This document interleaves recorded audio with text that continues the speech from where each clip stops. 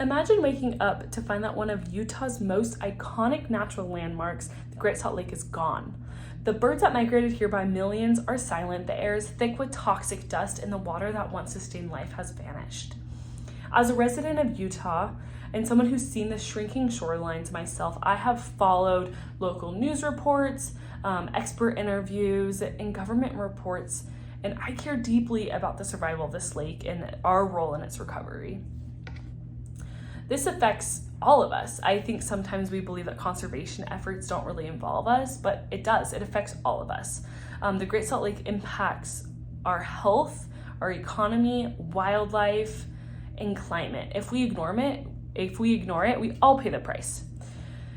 We must take immediate action and collective action to conserve water and restore the Great Salt Lake before its disappearance causes irreversible damage. I'll explain why the Great Salt Lake is in crisis, what the consequences of its disappearance would be, and how we can all bring water through responsible water use and policy support. The Great Salt Lake is drying up. The lake has lost over 2/3 of its volume since 1980s due to water diversion and drought. Major rivers feeding the lake like Bear, Weber, and Jordan are being overused for agriculture, industry, and urban growth. So how water rights work, they're not ancient, but when Utah was first established, Salt Lake City in particular was first established, they set up this Deseret Law. And this Deseret Law had a lot of things involved in it, but the water rights for today are started back in Deseret Law. So you have so many water shares is what they call them. So these water shares are given to so many people and they have access to these water shares. Obviously, when it was established a long time ago, there wasn't as many people. And so having high amounts of water shares were fine. But now that there's so many more people and urban life is growing and everything's being developed, these shares that these farmers get are so high. And how it works is that you either use the whole share of water or you lose that whole share of water that you don't need.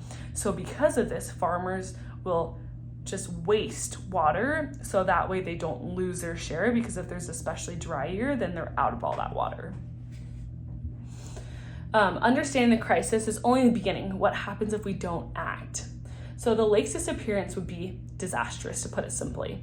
A dry lake bed releases toxic dust, which would lead to serious respiratory problems for locals. So this toxic dust is huge. It not only does it lead to respiratory issues for us, but it will also lead to the killing of crops. So now we can't grow anything. It'll kill also our livestock. So now we don't have animals to eat or use their products that they create, right?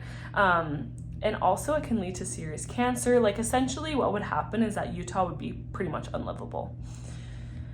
The lake also supports thousands of jobs in mining, tourism, brine chip harvesting, and industries that would vanish without the lake. This problem is massive, but it's not hopeless. We still have time to make a difference. We can help by changing our water habits and supporting smart policy. Individually, we can reduce outdoor watering, fix leaks, support water-wise landscaping. This, I think, is very important and something that we don't understand or really spend time on is that when people first hear, right, the pioneers came over, right? That's why we have Pioneer Day.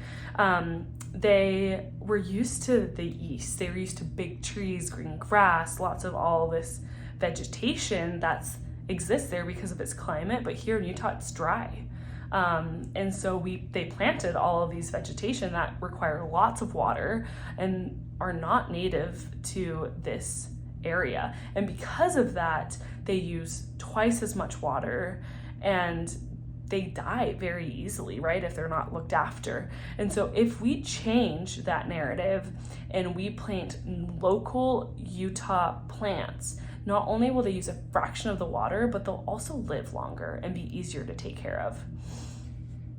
Also, politically, we can support legislation like HB 33 and water conservation programs that protect the lake and its tributaries. Sorry, I always have a hard time pronouncing that word.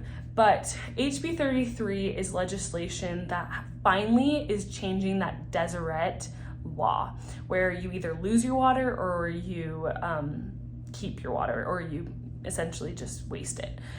Now, if you have extra water, you can lease it, so you don't just lose it, which is huge. So now they can send that downstream to the Great Salt Lake and help rebuild the Great Salt Lake if they have extra water, instead of just abusing the water that they have. So in conclusion, we've looked at the cause of the Great Salt Lake's decline, the risks of doing nothing, and how everyday actions and policy changes can restore balance. Utah residents must act now through water conservation and policy support to save the Great Salt Lake before damage becomes permanent. And that is something that we can do now. Let's not wait until it's too late. Reduce your water use, support local conservation efforts, speak up for policies that bring back our lake, plant native plants. The future of Utah depends on it. Thank you.